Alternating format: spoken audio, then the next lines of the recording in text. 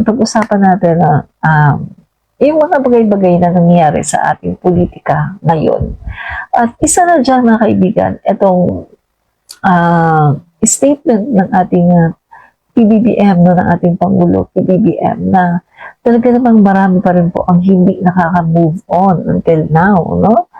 So, marami po ako nakikita dito nga sa social media na talagang yung iba sabi nagtatampo, yung iba naman parang nawawala na sila ng gana na suporta ng ating Pangulo kasi masyado daw mabait.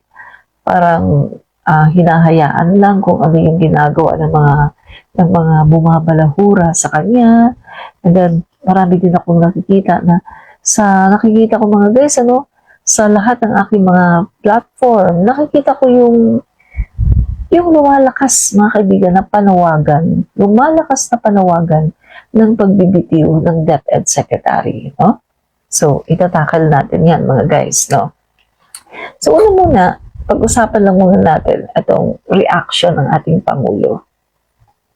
So, yung Pangulo natin, no, nung nag-react siya, sabi niya, nagpapasalamat siya, no, mga kaibigan, at siya ay natutuwa dahil meron siyang first lady na talagang nagtatanggol sa kanya, no? At alam niyo ba dito, mga guys, medyo na-offend dito yung mga kabilang kubol, no? Kasi dumaan po sa aking TikTok na si Trixie Angeles, na tinutuligsa niya, mga kaibigan, itong sinabi ng ating Pangulo na pinapasalamatan niya ang First Lady. Parang naiinis pa siya kasi first reaction ng ating Pangulo ay pinapasalamatan niya ang ating First Lady. Dahil, syempre, meron siyang wife na ganito, na protective sa kanya. Kung titingnan natin, mga kaibigan, di ba, maganda pa nga ang sagot ng ating Pangulo dahil talagang sinasabi niya na, bakit wala namang dahilan para tanggalin si VP Sara.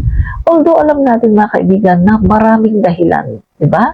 Kung titingnan natin, in reality, marami pong dahilan na kung bakit kailangang tanggalin si Sara Duterte.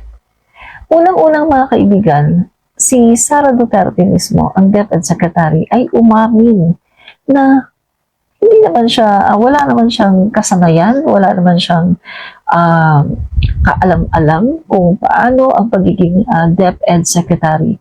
At siya rin mismo ang umamin na yung curriculum ng mga bata, no, sa DepEd ay yung matatag curriculum ay hindi po niya nare-review.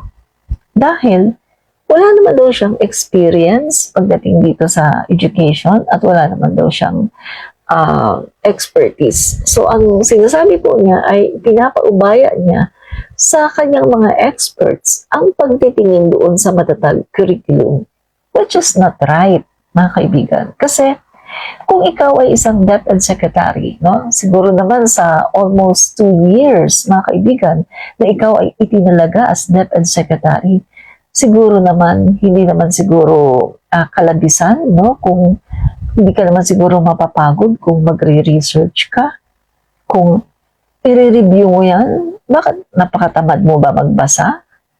Mga kaibigan, di ba, DepEd Secretary ka na eh. Tinanggap mo yung hamon as DepEd Secretary. Dapat tanggapin mo din yung hamon para matuto diyan sa iyong ahensya. Kasi kung sasabihin mo lang na ganito, magdadahilan ka lang na wala kasi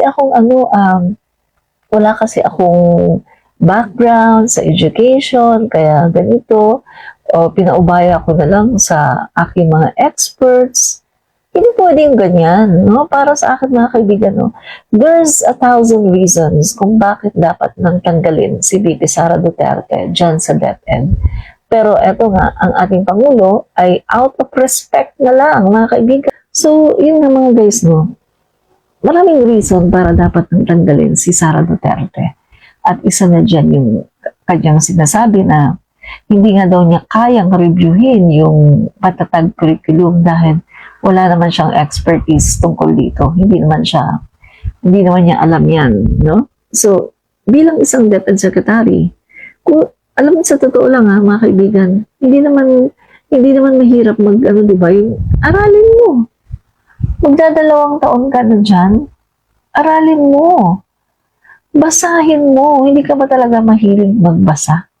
Kasi mga guys, naniniwala ako, para sa isang taong mahilig magbasa, katulad ko, mahilig ako magbasa. Para sa isang taong mahilig magbasa, mga kaibigan, magkakaroon ka ng interest, lalo na yan na trabaho na niya yan. So, bakit ayaw niyang i-review? Bakit ayaw niyang basahin yung matatag curriculum? At bakit ayaw niyang pag-aralan? Tamad? Ayaw mapagod? Ayaw i-stretch yung brain? Ayaw matuto? Basta iasa na lang sa experts. Diyos ko, hindi po pwede sa akin yan. Hindi po pwede sa akin yung ganyan. Once na nilagay ka dyan, pag-aralan mo yan, mga kaibigan. Yan ang aking prinsipyo sa buhay.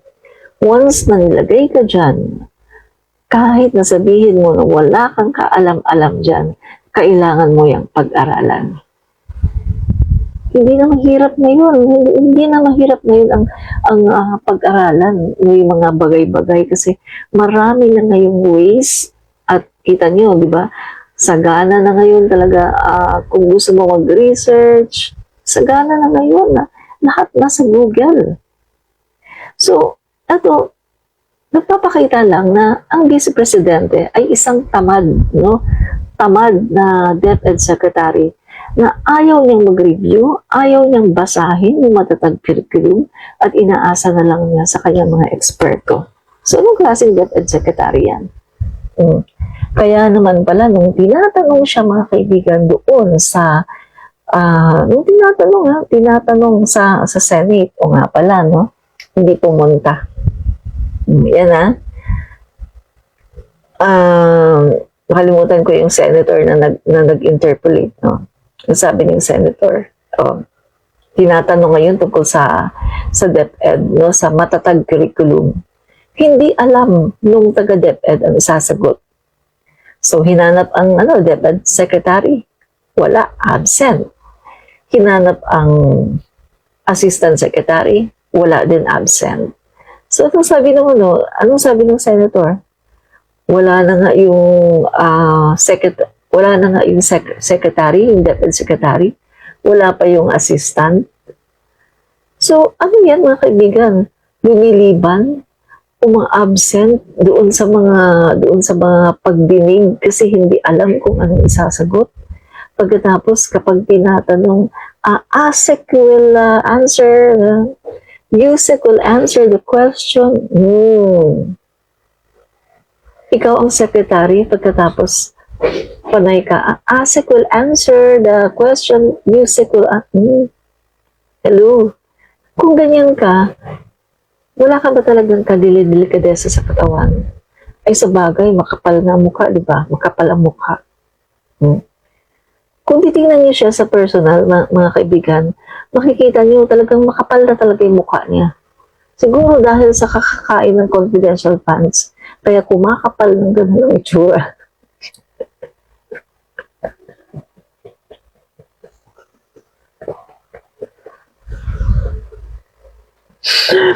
Ayan na naman ako.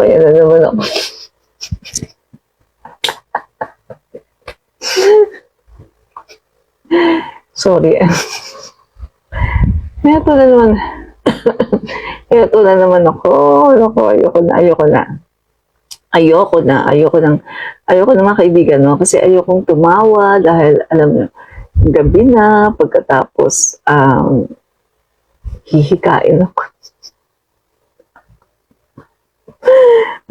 So, yung mga kaibigan, grabe talaga. Ito naman ako.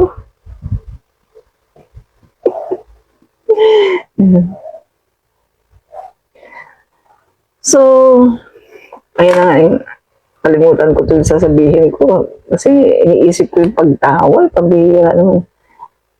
So, yung mga kaibigan, no, itong DepEd Secretary natin, medyo makapal talaga yung mukha.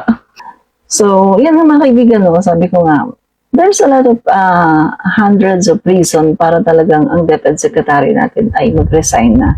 Pero paano nga ba na magre-resign kapag sadyang makapal ang iyong mukha, no? So, magpapakapal ka na lang talaga kasi ang laki ng budget eh. Ang laki ng budget, no? Sayang naman yung budget daw. Pwede ba daw magamit yung makinarya, no? Sa susunod na eleksyon.